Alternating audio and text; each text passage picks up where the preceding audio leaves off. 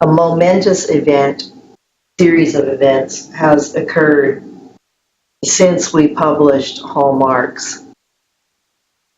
Brexit has occurred, and the end of Obama's term as president, the first African American president of the U.S. We've experienced those two phenomena along with the upcoming installation of Donald Trump as president. Yes, and so we'd love to talk with you a little bit about your thoughts at this historical moment in terms of thinking about where the world is going and the kinds of concerns that I think you have written about and that we see going forward. Yes, it's a very unpredictable world that we are facing today. And Brexit, and as you said, the election of Donald Trump, and everything that's happening in the world really makes us think about the ways in which we try and negotiate difference. I think one of the key things that is facing us today is the problem of how to negotiate difference. This was something that Stuart Hall also wrote about a lot, and he talks about in his work, as we all know, about the authoritarian populism that he actually identified as a feature of Thatcherism. And I think we find that kind of authoritarian populism is stalking the world, all over the world actually, not just in the North, but also the global South. And under those circumstances, I think what we need to be thinking about is the ways in which the common sense of the people is being organized by this authoritarian populism, in which questions of racism and sexuality, disability, gender, all these aspects feature as something around which this common sense is being organized. And I think what we must do is to actually unpick this common sense and to challenge this common sense and to organize in ways that we can try not to be overweight by its impacts.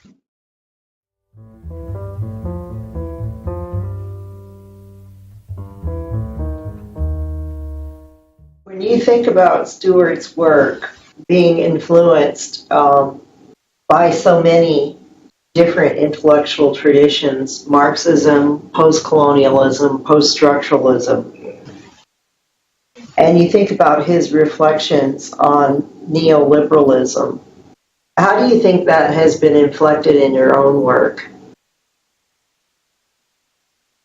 I think we both were concerned to analyze questions of racism, ethnicity, gender, sexuality, although we didn't call it intersectionality at the time, but that's what we were interested in. And Stuart never used the term intersectionality in his life at all, I think. But he was one of the first people academics that I came across who were Marxists at the time, but wanted to talk about gender alongside class and race, particularly race. Gender not so much explicitly, but certainly race, And he started discussing all the changes that were happening in Britain during the late 1970s and early 1980s. And that he called Thatcherism. This was actually a period when Margaret Thatcher was the Prime Minister in Britain. And she was favoring a kind of monetaristic policy, and at the economic level, monetarism, and at the political level, authoritarian populism, and culturally, there were all kinds of fears about permissive society, and individual. This Thatcherism was very much against social welfareism. They wanted a minimalist state, and these kinds of ideas were very helpful for me. What Stuart Hall was writing about, I really found them very productive to think about questions that I was addressing at the time. But with me and Stuart, I think the difference really was that I was very involved in feminist politics throughout much of my academic life. And therefore, I approached some of these questions from within the feminist analytics, within the gender and women's studies politics. And so my links with Stuart's work were reflected through that angle. So we were similar in our approach, but also different.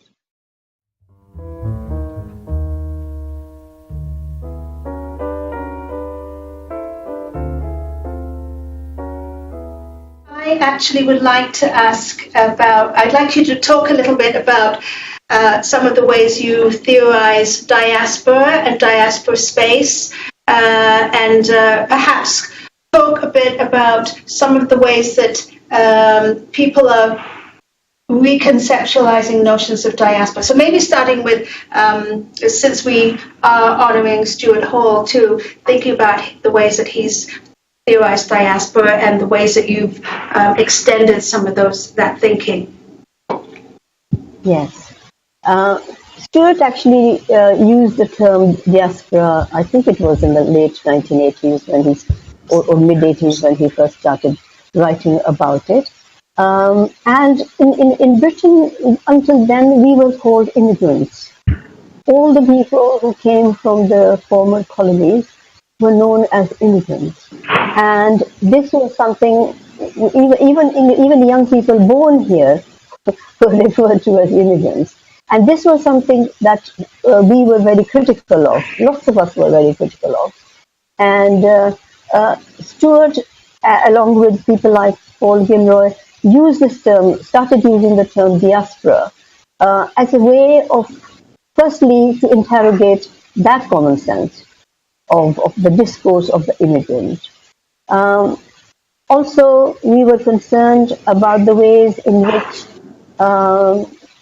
the discourse of the immigrant was framed largely within the nation-state imaginary, whereas people of the diaspora are by definition from more than one different places. And most of us had links all over the world. And so we wanted to think about globalization as a personal experience in a way, in the sense that we were all living in different parts of the world. Also wanted to look at the specific experiences of that migration from what used to be called third world countries, now we call it the global south, migrations from there to the global north. Many people came as labor migrants of the time, and it actually foregrounded the ways in which the global economies of the West needed labor. And they reached out to the former colonies for this labor. So we were considering these questions and to think about these wider questions about migrancy under those different circumstances. The term diaspora seemed a much more appropriate term than immigrant, or one that focused on the national imaginary.